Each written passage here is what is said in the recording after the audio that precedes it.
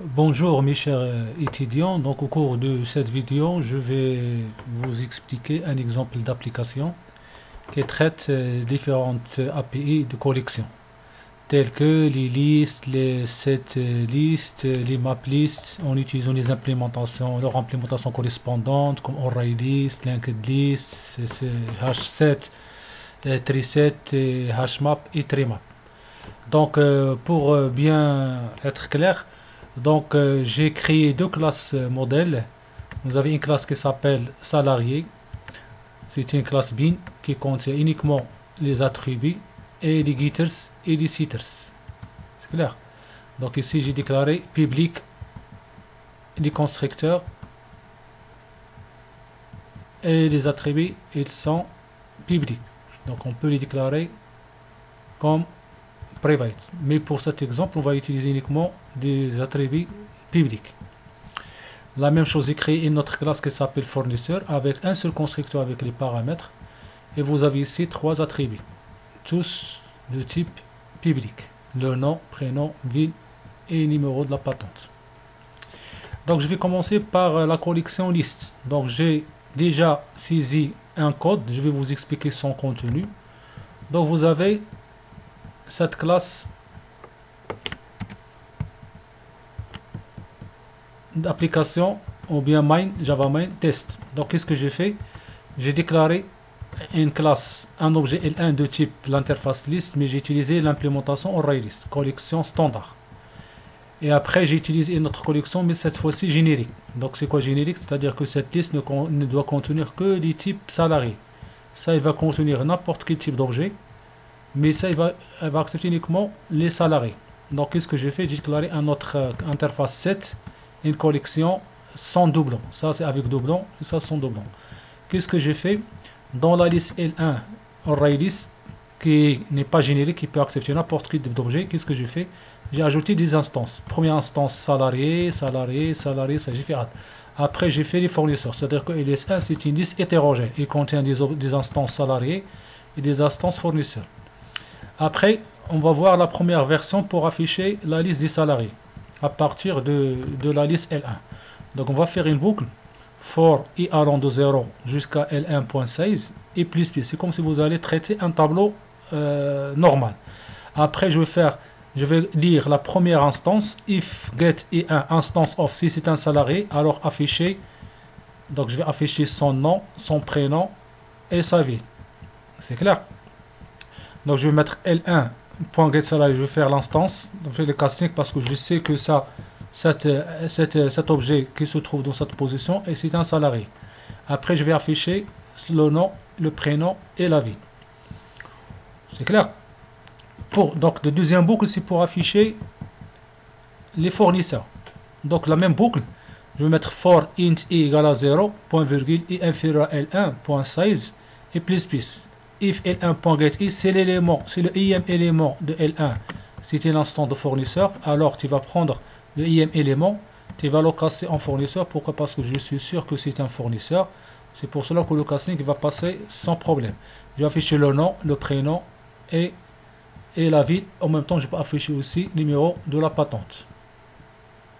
C'est clair, je peux afficher aussi la patente si je veux. Deuxième version pour l'affichage, on peut utiliser for each. On peut utiliser la même deuxième solution, for each pour L1.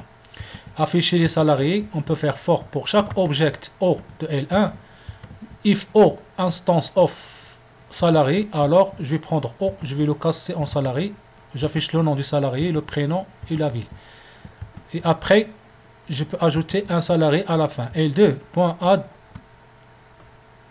salarié. Je peux ajouter cette instance dans L2. Donc L2, pourquoi je peux ajouter ça? C'est-à-dire ici, qu'est-ce que j'ai fait? En même temps, je parcours la liste L1, en même temps, je remplis L2. Pourquoi L2, je dois remplir uniquement par les salariés? Parce que je l'ai déclaré générique, il n'accepte que les salariés. Donc ici, au fur et à mesure, c'est-à-dire ici, je parcours. Donc ici, je parcours la liste L1. À chaque fois qu'il y a une instance de salariés, je l'ajoute à L2. Ici, je vais utiliser... je vais modifier le premier salarié. Donc ici la première case, je vais l'emplacer par son salarié. C'est-à-dire que ce salarié qui s'appelle Alaoui Mohamed Agadir, il va être remplacé par 7. Donc si on met 7, c'est-à-dire modifié. Remove, c'est supprimer. Il va supprimer l'élément qui se trouve à la 4e position. Maintenant, je peux afficher aussi les listes avec la méthode d'itération, itérateur. Donc je vais faire L1.itérateur. Donc je déclare une variable it de type itérateur, je fais L1.itérateur. Après je fais while, tant que it has next, tant qu'il y a un next, je vais prendre l'objet O, next. Après si c'est une instance de salarié, après je vais faire l'instance ici, c'est-à-dire ici je vais afficher uniquement les salariés avec itérateur. Pour afficher les salariés dans L2, ce n'est pas l'appel que vous faites le casting. Ici ce n'est pas l'appel, donc ici, normalement ici, lorsque je fais L2, donc je fais tant que et2.hasNext, object or est égal à et.next. Ici ce n'est pas l'appel que je fais instance. Pourquoi? Parce que je sais que donc ici, donc object instance salarié, même si je ne fais pas ça, donc il va passer. Pourquoi? Parce que L2 elle possède que les salariés. Donc on ne peut pas passer par l'instance, ou bien on peut faire l'instance, pas de souci. Maintenant on va utiliser 7. Donc c'est-à-dire la collection 7 sans doublant. Donc on va mettre 7 égale à new has 7. Après je vais remplir 7. Je peux le remplir en utilisant l'itération. Je peux itérer L2 qui contient que les salariés et j'ajoute S. S.add, je vais lire les instances de itérateur qui parcourent les éléments de liste 2. Et après je vais afficher les salariés de S. Je peux faire itération. While et.hasNext, je vais lire la première instance. Je vais le caster avec salarié. Je vais voir est-ce que c'est salarié. Après, j'affiche les informations parce que je sais qu'il contient les salariés. S1.clear, c'est une méthode qui permet d'effacer la collection. Aussi, je peux remplir SSS à partir de has7 en passant, c'est-à-dire en passant la collection, soit L1, soit L2, comme vous voulez. Je peux mettre ici L1 ou bien L2. Je peux mettre ici L1, par exemple. Je peux passer L1. C'est clair. Donc, pour afficher les salariés, je fais la même chose. Je fais une itération une deuxième fois. Je parcours chaque élément. Est-ce qu'il y a des éléments? Oui. Alors, retourner l'élément suivant, tu le mets dans un objet object. Après, si l'objet c'est un instant, je vais le caster pour afficher les infos. Parce que ici, vous avez une confusion. Est-ce que l'objet c'est un salarié ou bien c'est un fournisseur? Donc, on peut aussi afficher une liste avec liste itérateur. C'est la même chose. Liste itérateur, on peut faire parcours vers l'avant ou bien vers l'avant. Ici, on passe par next, le suivant. Après, on va afficher les salariés de fin au début. On peut retourner ici preview, c'est-à-dire de fin jusqu'au début. Donc c'est ça, on retourne en arrière. As preview, c'est retour en arrière. Et as next, c'est en avant. On va avoir des informations comme ça. Après, on peut passer en avant ici. Donc pour afficher les salariés habitants Agadir, qu'est-ce que je fais? Je vais itérer. Je vais faire l'itération de E3. Donc ici, je vais mettre ici preview, c'est-à-dire je suis à la fin. Je suis au début. Donc je vais retourner. Je vais lire le premier élément. Je vais lire next. Est-ce qu'il y a un nouveau élément?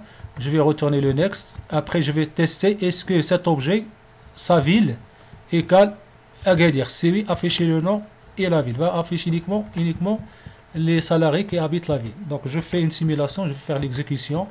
Vous allez voir les résultats. Voilà les résultats. Je peux traiter les résultats comme ça. Donc, affichage de la première version. Voilà. Ça, c'est pour afficher les informations avec beaucoup le for i. Ça, c'est avec les fournisseurs. Non, ça avec for each. C'est clair. Et ça, c'est avec l'itération. Donc, ça, c'est avec l'itération. Voilà, vous avez deux solutions. Afficher, donc ici, afficher les salariés avec for. Pardon. Afficher les salariés avec for. Afficher les fournisseurs avec la boucle for. Afficher ici les salariés avec for each. Ici, afficher les salariés avec collection 7 en utilisant donc avec itérateur. La même chose pour les listes. Donc ça 7 on met la même chose. Soit on utilise 7 ou bien H7. Donc soit on utilise H7 ou bien O'Reilly's, la même chose. Sauf que H7 n'accepte pas les doublons et O'Reilly's il accepte, ou bien Linked il accepte les doublons.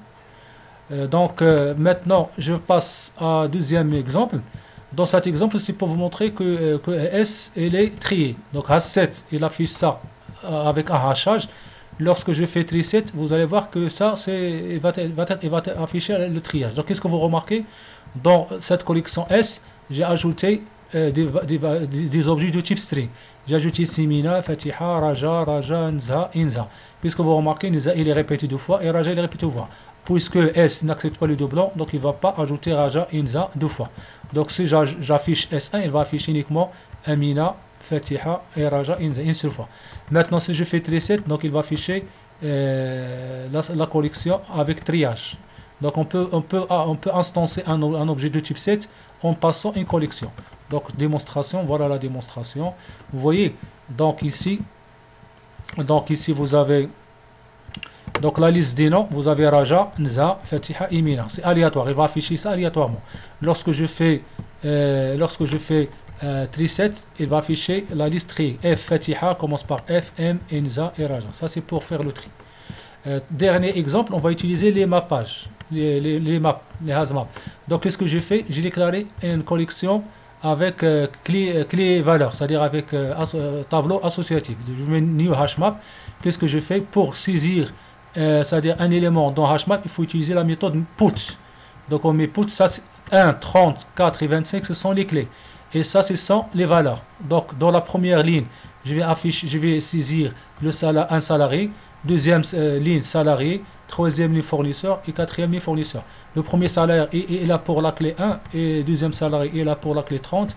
Le premier fournisseur dans la troisième position est à la clé 4 et dernier fournisseur est à la clé 29.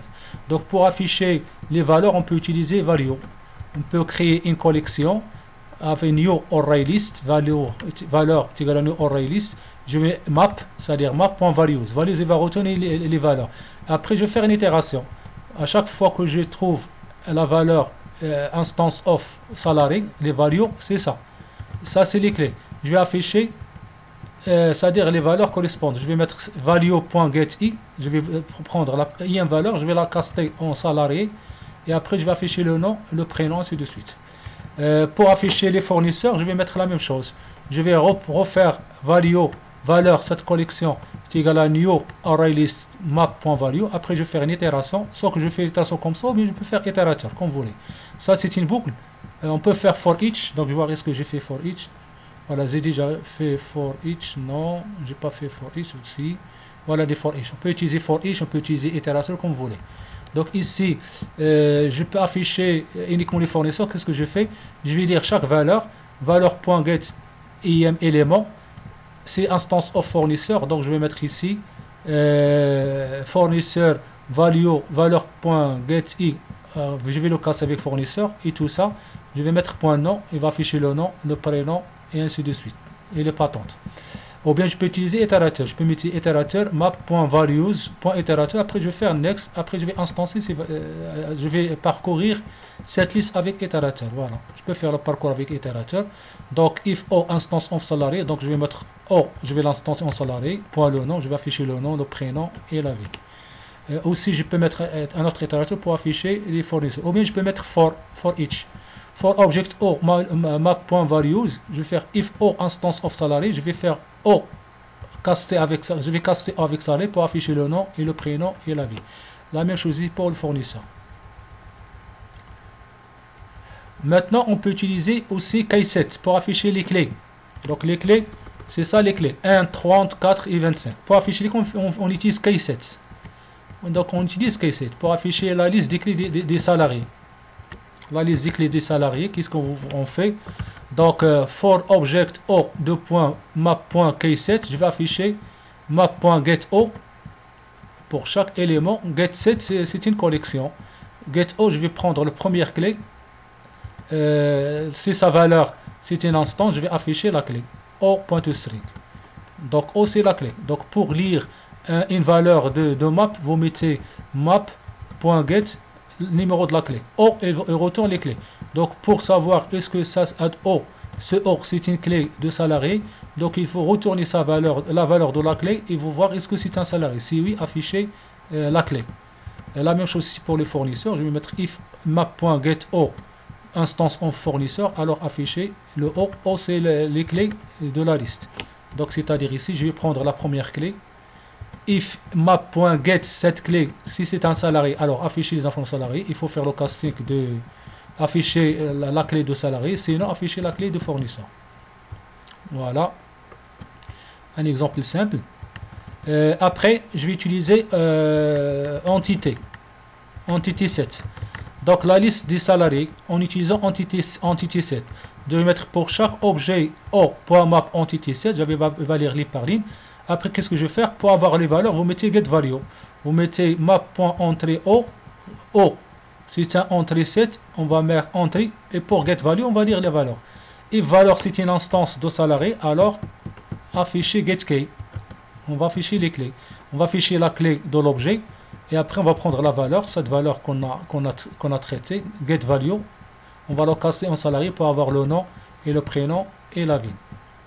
On fait la même chose pour les fournisseurs. Voilà. C'est-à-dire ici, on met pour chaque objet entrée set. Entrée set, c'est le couple clé et valeur. On va faire get value. Donc, on va mettre. Il ne faut pas oublier de faire le casting. On fait map.entrée o. C'est-à-dire cette paire, on va l'appeler en entrée. Après on va faire get value, on va tester est-ce que value c'est un instant de fournisseur. Alors qu'est-ce qu'on va faire? On va afficher map.entrée.o.getKey, retourner la clé de cette clé paire, c'est-à-dire clé paire, c'est-à-dire l'association clé paire. On va retourner la clé. Après on va prendre la valeur get value, on va la casser en fournisseur pour avoir le nom, le prénom et la ville et la patente. Ou bien on peut faire une itération aussi. On peut faire itération. On peut faire ici map.entrée set.itérateur.